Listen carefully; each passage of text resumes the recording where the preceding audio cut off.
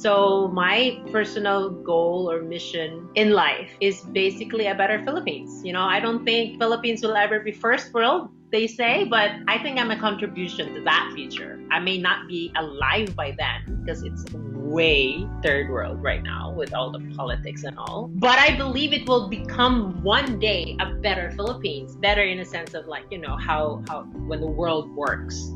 Okay, so basically, Pinas, Sadya, that's my brand. This is like an expression of myself. So this is like representing Philippines, what is the good about Philippines, the better side of it. So I just quit a corporate world and they say, let's start this better Philippines. Pinas, Sadya is representing that both in lifestyle and home. So everything handmade, beautiful pieces made in the Philippines. I first started it as like a curated pieces that I just get from everywhere and then just like sell it in a platform.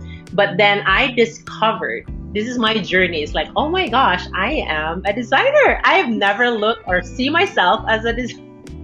I cringe in that word actually.